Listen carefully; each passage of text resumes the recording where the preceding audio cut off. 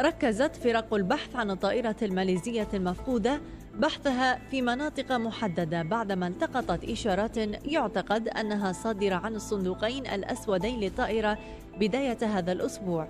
وسيتم البحث عن الطائرة في مسافة تبلغ نحو 58 كيلومترا، وهي أصغر مسافة سيتم البحث فيها.